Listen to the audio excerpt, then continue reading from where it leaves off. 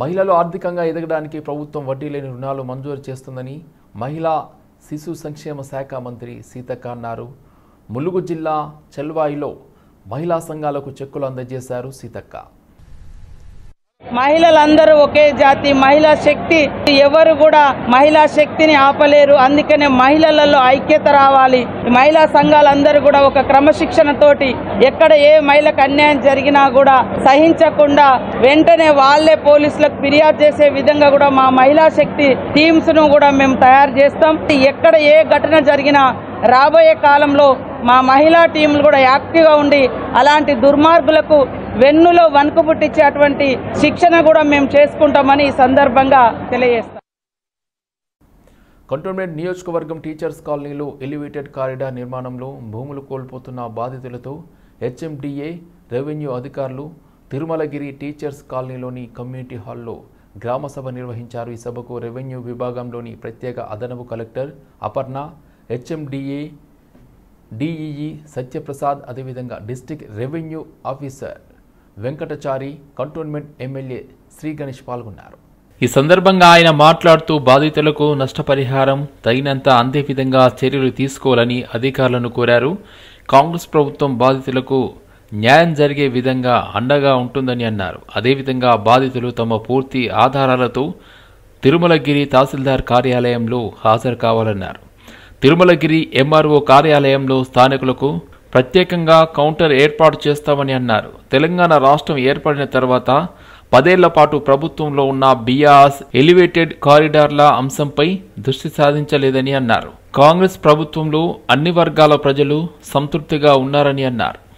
Teachers colony community హాల్లో ఏదైతే elevated corridor ఉందో దాని గురించి ఎవరెవరిదైతే ప్లాట్స్ పోతున్నాయో వాళ్ళందరితోటి గ్రామ సభ ఏర్పాటు చేశారు కలెక్టర్ ఆఫీస్ నుంచి. అందులో భాగంగానే నేను కూడా ఇక్కడికి వచ్చాను.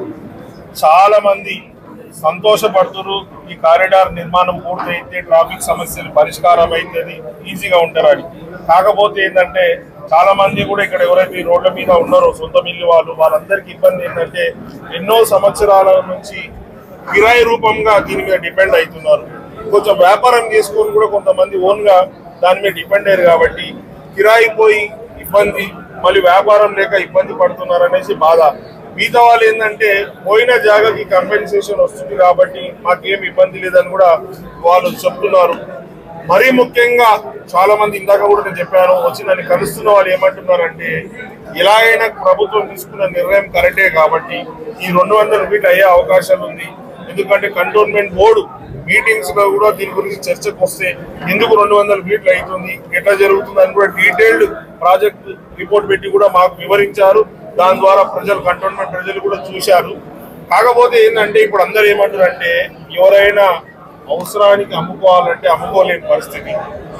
కొనుక్కున్న వాళ్ళు సగంలో రిజిస్ట్రేషన్ ఆఫీస్ లో ప్రొబిటెడ్ కింద పెట్టారు. ప్రస్తుతం ఇది ఈ ఎలివేటెడ్ కారిడార్ కి జాగా కావాలి కాబట్టి కొనడం అమ్మడం లేదు. కాబట్టి చాలా మంది ఏమంటారంటే ఏదో ఒక నిర్ణయం అయిపోతే మేము ఫ్రీ అయిపోతాం, మేము అమ్ముకోవచ్చు, కొనుక్కోవచ్చు, లేకపోతే గవర్నమెంట్ తీసుకున్న బెనిఫిట్ వస్తుంది.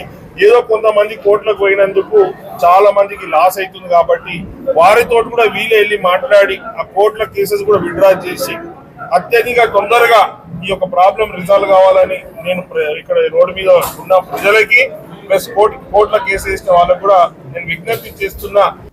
కుకట్పల్లి బాలాజీ నగర్లో నూతనంగా ఏర్పాటు చేసిన ఐజెక్స్ ఆయుర్వేదిక్ ఆసుపత్రిని కుకట్పల్లి బాలాజీ నగర్లో నూతనంగా ఏర్పాటు చేసిన ఐజెక్స్ ఆయుర్వేదిక్ ఆసుపత్రిని ఎమ్మెల్సీ నవీన్ కుమార్, ఎమ్మెల్యే మాధవరం కృష్ణారావు ముఖ్య అతిథులుగా హాజరై ప్రారంభించారు. ఈ సందర్భంగా ఆసుపత్రి నిర్వాహకులు నాగరాజు మాట్లాడుతూ ఆయుర్వేద వైద్యం ప్రపంచంలోనే అత్యంత పురాతనమైందని, అయితే ప్రస్తుతం అది కొంత వెనుకబడినట్లు కనిపిస్తుందని తెలిపారు. ఆయుర్వేదం ద్వారా ప్రతి వ్యాధికి సమర్థవంతమైన చికిత్స అందించవచ్చని వివరించారు. ఆసుపత్రిలో పంచకర్మ చికిత్స, గ్యాస్ట్రైటిస్, సోరియాసిస్ వంటి సమస్యల కోసం ప్రత్యేక చికిత్సలు అందుబాటులో ఉంచామని చెప్పారు. గత 15 ఏళ్లుగా ఆయుర్వేద రంగంలో అనుభవాన్ని సాధించామని, ఇప్పుడు అత్యాధునిక సౌకర్యాలతో ఈ ఆసుపత్రిని ప్రారంభించామని తెలిపారు. గత 15 సంవత్సరాలుగా ఆయుర్వేద ఫీల్డ్లో ఉన్నాను. ఇప్పుడు హైదరాబాద్ కుక్కడపల్లి బాలాజీ నగర్ ఐజెక్స్ ఆయుర్వేద హాస్పిటల్స్ సొంతంగా ప్రారంభించడం జరిగింది. అలాగే మనకి ఆయుర్వేద ఫార్మసీలు ఉన్నాయి, స్టోర్స్ ఆంధ్ర తెలంగాణలో ఉన్నాయి. ఇప్పుడు మనం సొంతంగా మన హాస్పిటల్ నందు డాక్టర్స్ ఉన్నారు. నేను మాతో పాటుగా మన డాక్టర్స్ అందరూ అన్ని చోట్ల హాస్పిటల్లో డాక్టర్స్తోనే అందుబాటులో ఉంటారు. ప్రతిరోజు అన్ని హాస్పిటల్లో డాక్టర్స్ ఉదయం నుంచి సాయంత్రం దాకా అందుబాటులో ఉంటారు. మన దగ్గర పంచకర్మ ట్రీట్మెంటు, మోకాలు నొప్పి, నడు నొప్పి, సయాటికా, డిస్క్ ప్రాబ్లంకి మనకి అద్భుతమైన ట్రీట్మెంట్ ఉంది. పంచకర్మ ద్వారా కూడా ప్రజలకు అతి తక్కువ సమయంలో త్వరగా ట్రీట్మెంటు తగ్గించాలని వ్యాధుల కొరకు ఈ హాస్పిటల్ పెట్టడం జరిగింది. అందరికీ నమస్కారం. దానికి నమస్కారం. నా పేరు doctor Chaitanya, ayurvedic consultant in ఐజెక్స్ hospital. It is located in Hyderabad and we are expanding our hospitals towards Andhra and also in Tamil Nadu. Today we have opened our branch in Hyderabad Kukatpalli. మా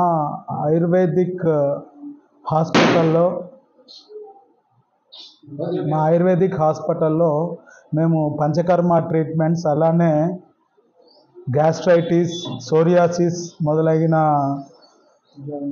మొదలైన వ్యాధులకు treatment ఇస్తున్నాము. అట్లానే ఇక్కడ ఉన్న doctors అందరినీ మేము హైర్ చేసుకున్నాము మా కంపెనీ. ఛత్రపతి శివాజీ తన ప్రజల కోసం నిరంతరం కృషి చేశారని, సామ్రాజ్యాలను ఏర్పాటు చేసుకోవడంలో ఆయన పోరాట స్ఫూర్తి మరవలేనిదని, స్వతహాగా ధైర్యవంతుడైన ఛత్రపతి శివాజీ మహారాజ్ 1680 ఏప్రిల్ 3న మరణించారని పలువురు ప్రజా సంఘాల నాయకులు అన్నారు. గురువారం పట్టణంలోని ఏపీ గిరిజన సంఘాల ఐక్య వేదిక కార్యాలయంలో సమావేశం నిర్వహించారు. ఏపీ గిరిజన సంఘాల ఐక్య వేదిక ఆధ్వర్యంలో ఆయన చిత్రపటానికి పూలమాలలు వేసి ఘనంగా నివాళులర్పించడం జరుగుతుంది. ఈరోజు ఛత్రపతి శివాజీ మహారాజ్ అంటే యావత్తు భారతదేశానికి ఆయన తెలియనటువంటి వ్యక్తులు లేరు. ఈరోజు అంతర్జాతీయ విమానాశ్రయమైనటువంటి బొంబాయిలో ఆయన విగ్రహాన్ని ఏర్పాటు చేశారంటే చాలా గొప్ప విషయం. అంతేకాకుండా పలు రాష్ట్రాల్లో ఆయన విగ్రహాలు నెలకొల్పి పూజించారంటే ఆయన చేసినటువంటి పోరాట స్ఫూర్తికి నిదర్శనం అని చెప్పేసి ఈ సందర్భంగా మేము తెలియజేస్తా ఉన్నాం. అంతేకాకుండా మొఘల్ సామ్రాజ్యాన్ని భారతదేశం నుంచి తరిమి కొట్టిన ఏకైక పోరాట యోధులు ఎవరైనా ఉన్నారంటే ఛత్రపతి శివాజీ ఒకరే. అలాగే హిందూ సామ్రాజ్యాన్ని, అలాగే హిందూ మతాన్ని ప్రపంచవ్యాప్తంగా తీసుకెళ్లేటువంటి ఘనత శివాజీ గారికి దక్కుతుందని చెప్పేసి ఈ సందర్భంగా తెలియజేస్తా ఉన్నాం. అటువంటి ఛత్రపతి శివాజీని ప్రతి ఒక్కరూ స్మరించుకోవాల్సిన అవసరం ఉంది. ఈ తరం ఉన్నటువంటి యువత కూడా ఛత్రపతి శివాజీ గురించి తెలుసుకోవాల్సిన ఆవశ్యకత కూడా ఉంది. దురదృష్టవశాత్తు ఆయన అనారోగ్య రీత్యా 1680 ఏప్రిల్ 3వ తేదీన మరణించడం చాలా బాధాకరం. కాబట్టి అటువంటి వ్యక్తిని, ఆయన చేసినటువంటి కార్యక్రమాల్ని, ఆయన చేసినటువంటి పోరాట స్ఫూర్తిని ముందు తీసుకెళ్లాల్సిన అవసరం ఈరోజు సంఘాల పైన, అలాగే యువత పైన, విద్యార్థి పైన, అందరిపైన ఉందని చెప్పేసి ఈ సందర్భంగా తెలియజేస్తూ ఈ కార్యక్రమంలో పాల్గొంచుకున్నటువంటి వివిధ ప్రజా సంఘాల నాయకులందరికీ పేరు పేరున ప్రత్యేకమైన కృతజ్ఞతలు తెలియజేస్తా ఉన్నాం. శ్రీ వెంకటేశ్వర గానామృతంతో చిలకలూరిపేట పట్టణం మారుమోగింది. పట్టణంలోని పద్మశాలిపేట కళ్యాణ మండపంలో మాజీ మున్సిపల్ చైర్పర్సన్ గంజి చెంచుకుమారి పోలయ్య దంపతుల ఆధ్వర్యంలో శ్రీ వెంకటేశ్వర స్వామి కళ్యాణ మహోత్సవం ఘనంగా కన్నుల పండుగగా జరిగింది. మహిళల భక్త బృందం ఆధ్వర్యంలో స్వామివారి గానామృతం ఆలపించారు. గత 2 సంవత్సరాల నుండి మహిళలు స్వామివారి గానామృతం చేస్తున్నారని మహిళల భక్త బృందం తెలిపారు. ఈ ఏడాది స్వామివారి కళ్యాణ మహోత్సవం నిర్వహించుకునేందుకు గత 7 వారాల నుండి ప్రతి వారం శ్రీ వెంకటేశ్వర స్వామి గానామృతాన్ని సామూహికంగా నిర్వహిస్తున్నామని వారు తెలిపారు. శ్రీ వెంకటేశ్వర స్వామి వారిని ఆహార పదార్థాలతో ప్రత్యేకంగా అందంగా వివిధ రకాల పూలతో అలంకరణ చేశారు. స్వామివారి కళ్యాణ మహోత్సవానికి కావలసిన అక్షింతలు, పూలు, పండ్లు, స్వామివారికి పట్టు వస్త్రాలు మహిళలు సామూహికంగా నాగరోత్సవం నిర్వహించారు. స్వామివారి కళ్యాణం అనంతరం భక్తులకు ప్రసాదం పంపిణీ చేశారు.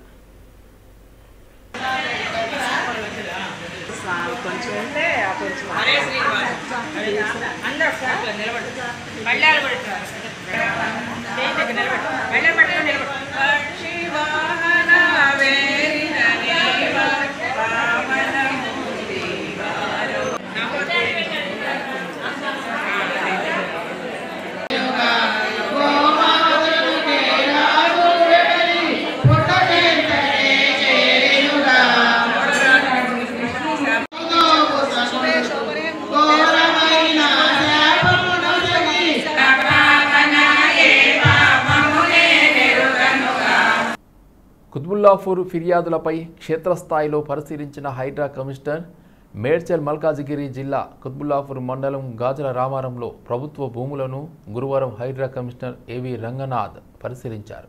గాజుల రామారం గ్రామంలోని క్వారీ లీజులు ముగిసిన అక్కడి నుండి ఖాళీ చేయకుండా కబ్జాకు ప్రయత్నిస్తున్నారు అనే ఫిర్యాదుల నేపథ్యంలో కమిషనర్ క్షేత్రస్థాయిలో పర్యటించారు. పక్కనే ఉన్న స్టేట్ ఫైనాన్స్ కార్పొరేషన్ ల్యాండ్ కబ్జాలు కూడా పరిశీలించారు. ఇక్కడ దాదాపు 400 వరకు ఉన్న ప్రభుత్వ భూమి కబ్జాలు కాకుండా చూడాలని అధికారులను ఆదేశించారు.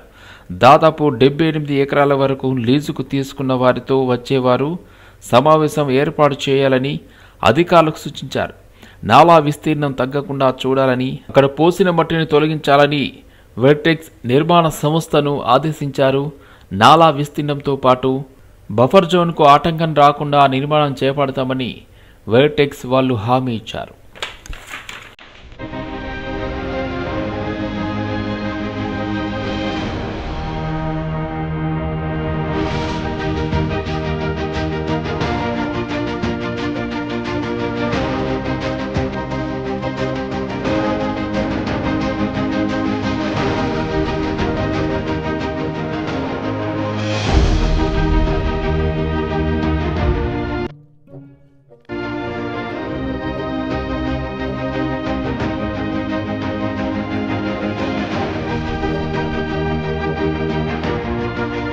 హైదరాబాద్ సెంట్రల్ యూనివర్సిటీ వద్ద మరోసారి ఉద్రిక్త పరిస్థితులు ఏర్పడ్డాయి. ఏబీవీపీ నేతలు వస్తున్నారన్న సమాచారంతో ప్రధాన గేటు వద్ద పోలీసులు భారీ బందోబస్తు ఏర్పాటు చేశారు. ఈ నేపథ్యంలో మరో గేటు వద్ద ఏబీవీపీ నేతలు ఆందోళనకు దిగారు.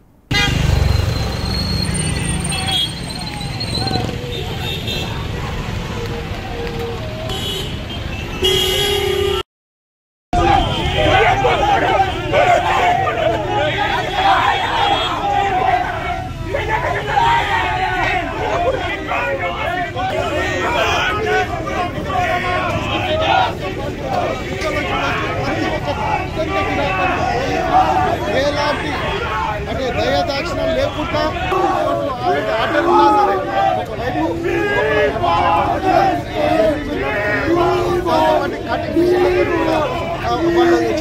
రాష్ట్రంలో భూములను వేల వేసుకుంటున్న real estate broker CM Revanth రెడ్డిని మేము ఒకటే ప్రశ్నిస్తా ఉన్నాం.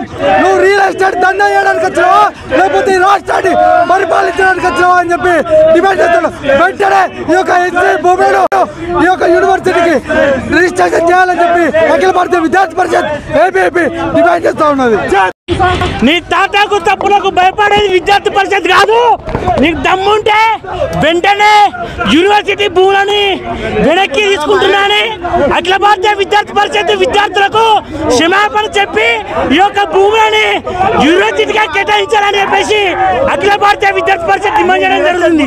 లేని ఎడల నీ అర్థంలో ముట్టడి కానీ నీ యొక్క ఇల్లు ఫామ్ హౌస్ ని ముట్టడిస్తామని చెప్పేసి అఖిల భారతీయ విద్యార్థి పరిషత్ డిమాండ్ చేయడం జరుగుతుంది. వెంటనే ఈ యొక్క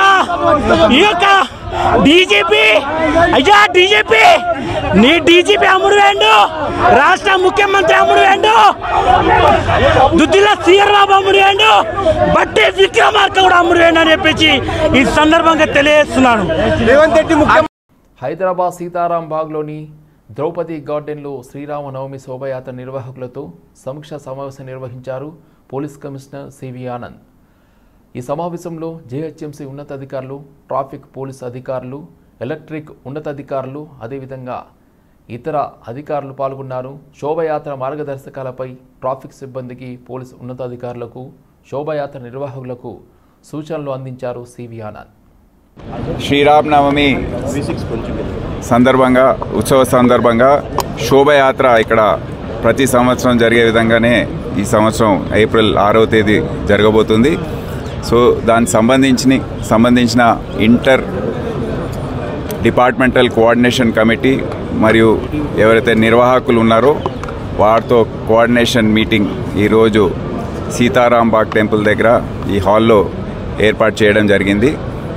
దీంట్లో అందరూ కూడా వారి వారి ఆలోచనలు, ఏ విధంగా కొన్ని ఇంకా పనులు ఉన్నాయి జిహెచ్ఎంసీ పరంగా, R&B పరంగా, వాటర్ వర్క్స్ పరంగా, ఇంకా కొన్ని ప్రిపరేటరీ వర్క్స్, రోడ్ రిపేర్స్ కానివ్వండి, ఎలక్ట్రిసిటీకి సంబంధించిన విషయాలు, నీళ్ళ సప్లై గురించి వారందరూ కూడా వ్యక్తం చేయడం జరిగింది. దానికి తగిన సమాధానాలు, వారు చేస్తున్న ప్రయత్నాలు, కృషి అంతా కూడా వారు తెలియజేయడం జరిగింది. డిపార్ట్మెంట్ ఆఫీసర్స్ ఎవరైతే వచ్చారో, సో పోలీస్ పరంగా మేము కూడా అందరు నిర్వాహకులకు మా సూచనలు చేశాము. ఏ విధంగా అయితే మనం సమయం పాలన చేస్తూ ఈ శోభయాత్రని సరైన సమయానికి స్టార్ట్ చేసుకొని సరైన సమయానికి దాన్ని ముగించే విధంగా ఏమేమి చర్యలు తీసుకోవాలి. టస్కర్స్ కొన్ని సందర్భాల్లో పెద్దగా ఉండడంతో ఇక్కడ ఈ ప్రాంతంలో మొత్తం రోడ్స్ అన్నీ ఇరుకుగా ఉన్నాయి. ఛత్రి కానివ్వండి, ఈ మంగళహాట్ ఏరియాలో.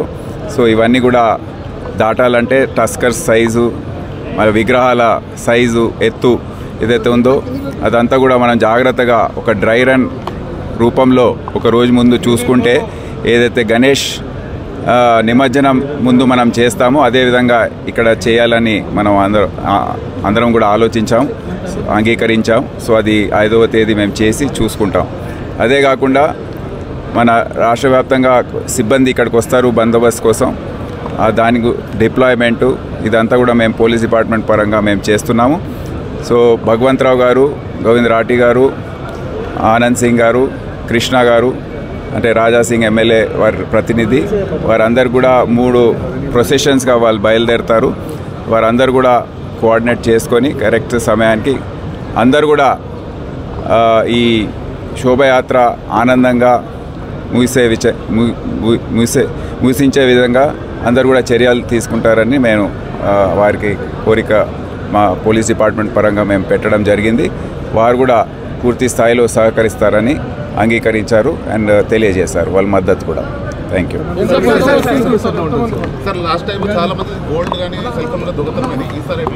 ఈసారి అంటే ఇక్కడ ఈ రోడ్స్ అన్నీ ఇరుకుగా ఉన్నాయి కనుక జనాభా ఏదైతే ఇక్కడ వస్తారో వారందరూ కూడా చాలా పెద్ద ఎత్తున ఉన్నట్టు ఎటువంటి స్థలం లేకుండా తయారవుతుంది ఇరుకుగా. సో అటువంటి సందర్భాల్లో జేబు దొంగలు వాళ్ళు యాక్టివ్ అయిపోతారు. కొన్ని చైన్ స్నాచింగ్స్ కూడా జరుగుతాయి. షీ టీమ్స్ కూడా మేము యాక్టివేట్ చేస్తున్నాము. వివరాలకు వెళ్తే కంచగచ్చిబౌలి భూములపై ప్రభుత్వం బాధ్యత రాహిత్యంగా వ్యవహరిస్తుందని బీఆర్ఎస్ కార్యనిర్వాహక అధ్యక్షుడు కేటీఆర్ విమర్శించారు. తాము 3 ఏళ్లలో తిరిగి అధికారంలోకి వస్తామని, ఆ 400 ఎకరాలను రాష్ట్రంలో ఎకో పార్కుగా తీర్చిదిద్దుతామని స్పష్టం చేశారు. 400 ఎకరాలను ఎవరు కొనొద్దని, ఎవరు కొన్నా వెనక్కి తీసుకుంటామన్నారు. 10 రోజులుగా ఇంత పెద్ద పోరాటం జరుగుతుంటే సహజంగా ప్రజాస్వామిక లక్షణాలున్న ప్రభుత్వం అయితే వారిని పిలవాలి, మాట్లాడాలి, వారి ఆందోళనలను విరమింపజేసే ఆలోచన చేయాలి. కనీసం వారితో పిలవకపోయినా కనీసం అక్కడికన్నా ప్రభుత్వ ప్రతినిధులను పంపి ఒక మంత్రి గారినో లేదా బాధ్యత గల వ్యక్తులను, అధికారులను పంపి వారికి కొంత వివరించి చెప్పే ప్రయత్నం చేయాలి. కానీ ఈ ప్రభుత్వ వైఖరి ఎట్లా ఉంది?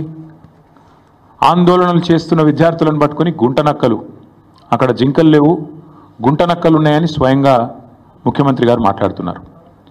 ఇంకొక మంత్రి గారు అయితే పేమెంట్ బ్యాచ్ అని చెప్పి విద్యార్థులను చిన్నగా చేసే విధంగా, వాళ్ళని అల్పంగా చూపే విధంగా ఇంకొక మంత్రి గారు నోరు బారేసుకుంటారు. ఉప ముఖ్యమంత్రి గారు అక్కడ జంతువులే లేవు, అదంతా AI జనరేటెడ్, ఆర్టిఫిషియల్ ఇంటెలిజెన్స్ ద్వారా జనరేట్ అయిన ఇమేజెస్ అని తన కృత్రిమ మేధస్సును ఆయన బయటపెట్టుకున్నాడు. ఇది పరిస్థితి. మేము ప్రభుత్వానికి చెప్పేది ఏమంటే, ఇది దాయాదుల పోరు కాదు, ఆస్తి తగాదా అంతకంటే కాదు. భూమి నీదా నాదా అని కొట్టుకునేందుకు రేవంత్ రెడ్డి ఆ పిల్లలకు వేలు విడిచిన మేనమామనో బాబాయో తాతనో కాదు. రేవంత్ రెడ్డి ఈరోజు 4 కోట్ల మంది ప్రజలున్న ఈ రాష్ట్రానికి ముఖ్యమంత్రి. అంటే ఈ రాష్ట్రంలో 4 కోట్ల మంది కట్టే పన్నులతో జీతం తీసుకునే ఒక ప్రతినిధి. నిజంగా చెప్పాలంటే రూలింగ్ పార్టీ అని మా పెద్దలు కేసీఆర్ గారు ఎప్పుడు చెప్తుంటారు, రూలింగ్ పార్టీ కాదు సర్వింగ్ పార్టీ అని పిలవాలంటారు. ముఖ్యమంత్రి అనేవాడు ఈ రాష్ట్రానికి బాసో, ఈ రాష్ట్రానికి నియంతనో, చక్రవర్తో, రాజో కాదు. ఒక పెద్ద పాలేరులాగా ఒక పబ్లిక్ సర్వెంట్ మాదిరిగా పనిచేయాల్సిన బాధ్యతలో ఉన్న వ్యక్తి. మంత్రి అయినా, ఎమ్మెల్యే అయినా, ఎమ్మెల్సీ అయినా మేమందరం కూడా వీఆర్ పబ్లిక్ సర్వెంట్స్, మేమంతా ప్రజాసేవకులం.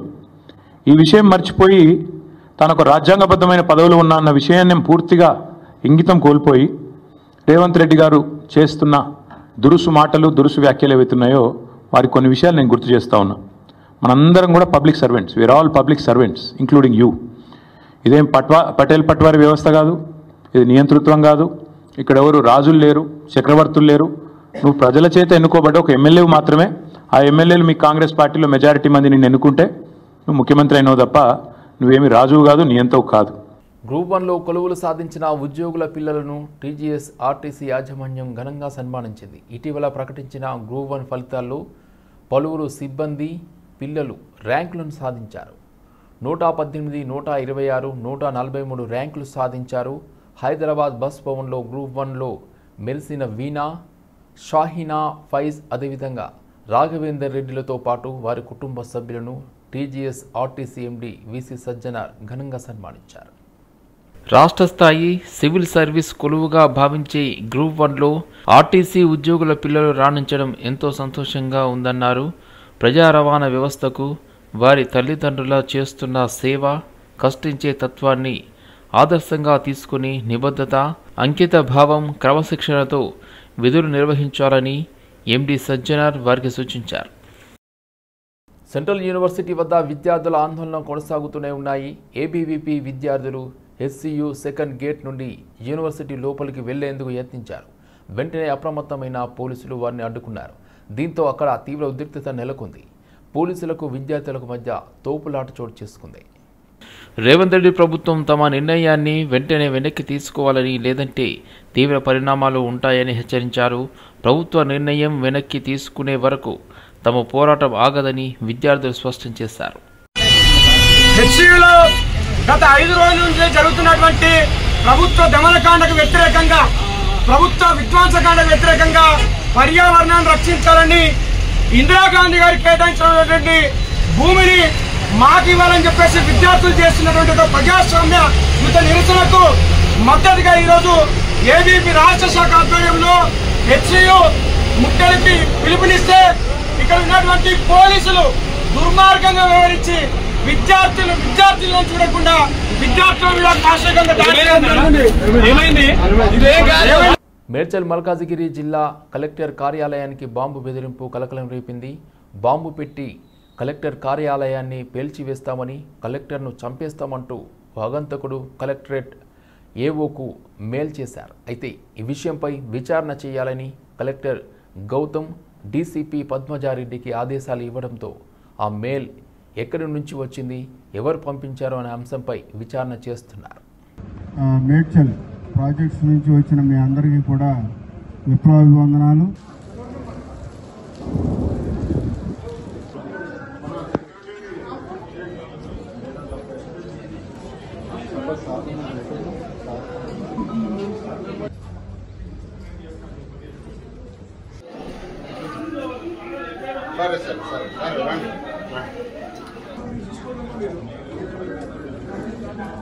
హైదరాబాద్లో పట్టపగలు మేఘాలు కమ్ముకున్నాయి. నగరమంతా చీకటి అలముకుంది. ఇక నగరంలో పలుచోట్ల భారీ వర్షం కురుస్తుంది. పలుచోట్ల ఉరుములు, గాలులతో పాటు భారీ వర్షం కురుస్తుంది. దీంతో పలు ప్రాంతాల్లో నీరు నిలిచిపోయింది. ఇంకోవైపు ట్రాఫిక్ సిగ్నల్స్ దగ్గర భారీగా వాహనాలు నిలిచిపోయాయి. దీంతో వాహనదారులు తీవ్ర ఇబ్బందులు పడ్డారు. Banjara hills, Jubilee hills, film Nagar, Gachibowli, సచివాలయం, అబిడ్స్, నాంపల్లి, పటాన్ చెరువు, లింగంపల్లి, సికింద్రాబాద్లో భారీ వర్షం కురుస్తుంది.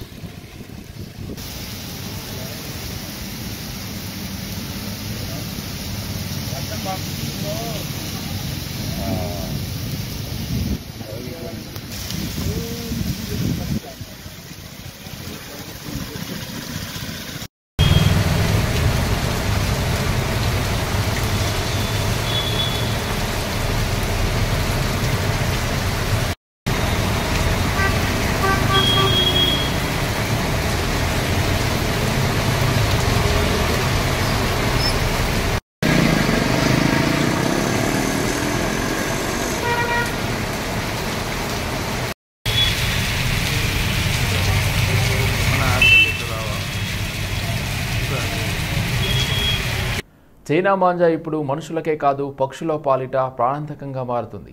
అలాంటి ఘటనే తార్నాకలో చోటు చేసుకుంది. పావురం చెట్టుకు ఉన్న చైనా మాంజాకు చిక్కుకొని చావు బతుకుల మధ్య కొట్టుమిట్టాడుతుంది. చైనా మాంజా కోసుకుపోతుంటే విలవిల్లాడుతున్న పావురాన్ని జానారెడ్డి అనే వ్యక్తి చూశాడు.